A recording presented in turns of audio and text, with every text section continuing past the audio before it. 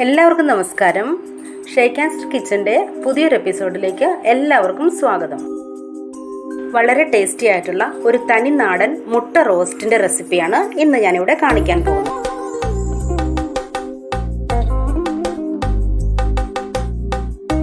മുട്ട റോസ്റ്റ് ഉണ്ടാക്കുന്നതിന് വേണ്ടി ഒരു മൺചട്ടിയിലേക്ക് 3 ടീസ്പൂൺ വെളിച്ചെണ്ണ ഒഴിച്ചു കൊടുത്ത് ഒന്ന് ചൂടായി വരുമ്പോൾ ആദ്യം തന്നെ കുറച്ച് കറിവേപ്പില ഇട്ട് കൊടുക്കാം.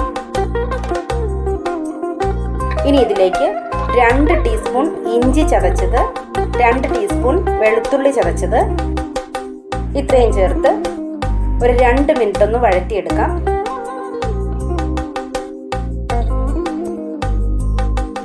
ഇനി ഇതിലേക്ക് 3 സബോള നൈസായി അരിഞ്ഞത് ചേർത്ത് നല്ലതുപോലെ മിക്സ് ചെയ്യാം.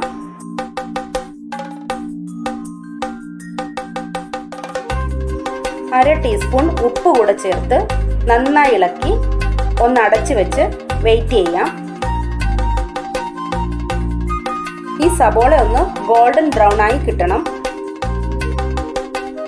ഈ സമയം കൊണ്ട് ഞാനിവിടെ 4 മുട്ട പുഴുങ്ങി ഇതുപോലെ ഒന്ന് വരയിട്ടെടുത്തിട്ടുണ്ട്. ഇപ്പോൾ ഇവിടെ സബോള നല്ല ഗോൾഡൻ കളറായി വന്നിട്ടുണ്ട്. ഇനി ഇതിലേക്ക് 1/4 ടീസ്പൂൺ മഞ്ഞൾപ്പൊടി,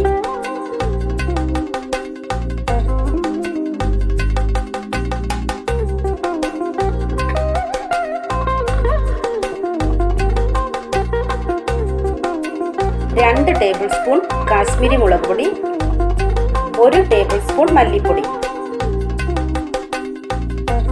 ഈ പൊടികളൊക്കെ ചേർത്ത് കൊടുക്കുമ്പോൾ തുടർച്ചയായി ഇളക്കിക്കൊണ്ടിരിക്കണം, അല്ലെങ്കിൽ ഇത് അടിയിൽ പിടിക്കാനുള്ള ചാൻസ് ഉണ്ട്. ഇനി ഇതിലേക്ക് 1/2 ടീസ്പൂൺ പെരിഞ്ജീരകം പൊടി, 1/2 ടീസ്പൂൺ ഗരം മസാലപ്പൊടി, 1/4 ടീസ്പൂൺ ചതച്ചെടുത്ത കുരുമുളക് ഇത്രയും ചേർത്ത് ഈ പൊടികളുടെ റോ ടേസ്റ്റ് ഒക്കെ ഒന്ന് മാറി കിട്ടുന്നത് വരെ 1-2 മിനിറ്റ് തുടർച്ചയായി ഇളക്കി കൊടുക്കണം. ഗ്യാസ് എപ്പോഴും ലോ ഫ്ലെയിമിലായിരിക്കണം.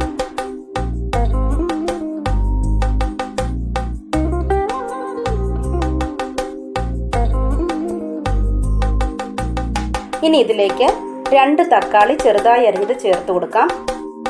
എന്നിട്ട് നന്നായിട്ട് മിക്സ് ചെയ്യാം.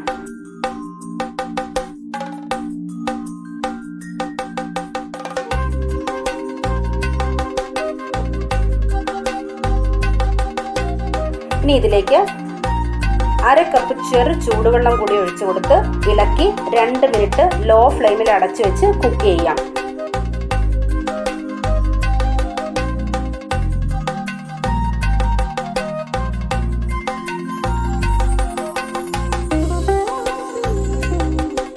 തക്കാളി നന്നായി വെന്ത് കിട്ടണം.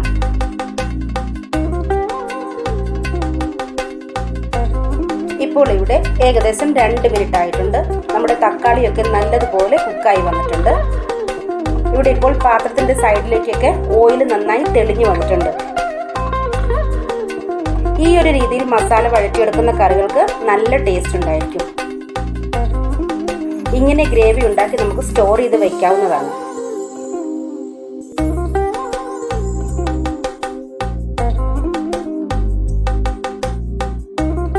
ഇനി ഇതിലേക്ക് പുഴുങ്ങി വെച്ചിട്ടുള്ള മുട്ട കൂടി ചേർത്ത് കൊടുത്ത് നന്നായിട്ട് മിക്സ് ചെയ്ത് ഈ ഗ്രേവി കൊണ്ട് തന്നെ ഒന്ന് കവർ ചെയ്ത് വെക്കാം.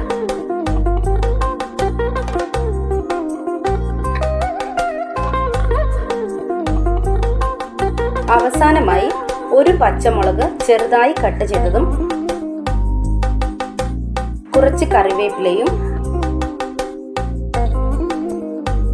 1 ടീസ്പൂൺ പച്ച വെളിച്ചെണ്ണയും കുറച്ച് മല്ലിയില അരിഞ്ഞതും കൂടി ചേർത്ത് ലോ ഫ്ലെയിമിൽ ഒന്ന് അടച്ചു വെച്ച് കൊടുക്കണം. നല്ല സൂപ്പർ ടേസ്റ്റിലുള്ള മുട്ട റോസ്റ്റ് റെഡി ആയിട്ടുണ്ട്.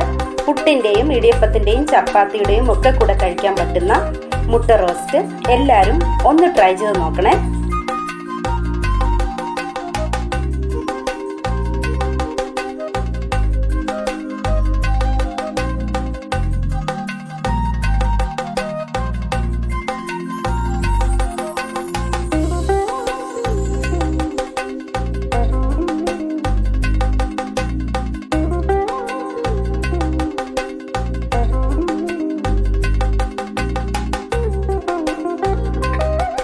വീഡിയോ ഇഷ്ടപ്പെട്ടെങ്കിൽ ലൈക്ക് ചെയ്യണം, ചാനലൊന്ന് സബ്സ്ക്രൈബ് ചെയ്ത് സപ്പോർട്ട് ചെയ്യണേ.